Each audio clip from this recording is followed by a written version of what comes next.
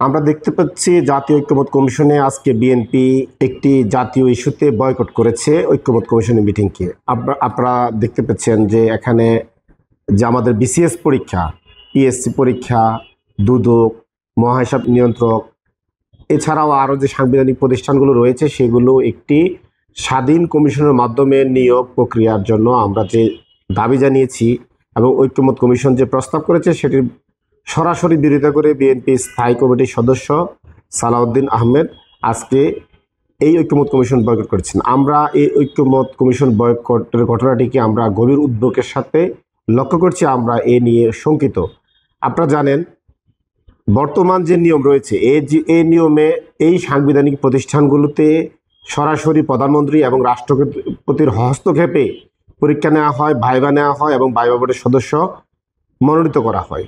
আপনারা দেখবেন সম্প্রতি BNP activist doctor Zahidur Rahman এবং বিএনপি নেতার মেয়ে সাইমা চৌধুরী, এছাড়াও আরও বিএনপির লোকজন এখন পিএসসি সদস্য রয়েছেন যারা সরাসরি দলীয় মনোনীত ব্যক্তি।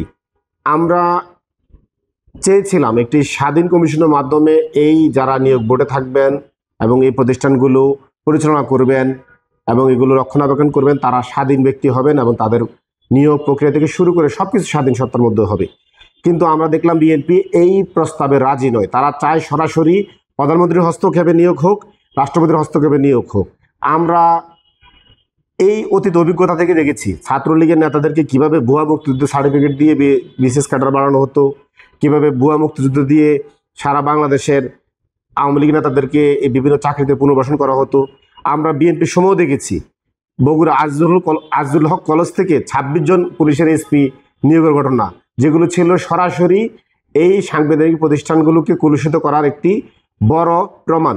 আমরা আরও উদ্বেগের সাথে লক্ষ্য করছি বিএনপি যে পুরাতন এই যে কাঠামো রেখে দিতে চায়, এর মধ্য দিয়ে বাংলাদেশে ঠিক আওয়ামী লীগের মতোই একটি ফেসিবাদী স্ট্রাকচারকে তারা উপভোগ করতে চায়।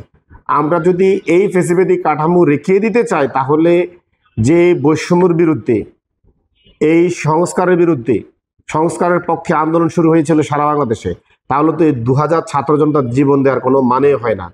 আমরা মনে করি বিএনপিকে অবিলম্বে এই দাবি মেনে নেওয়া উচিত এবং শহীদের রক্তের মূল্য দেওয়া উচিত এবং জনগণের মনের ভাষা এবং শিক্ষার্থীদের পালস বোঝা উচিত। অন্যথায় আওয়ামী লীগের মতোই বিএনপির বিরুদ্ধেও যারা চাকরি প্রত্যাশী ছাত্র সমাজ, যুব সমাজ রাজপথে লড়াই করতে বাধ্য হবে।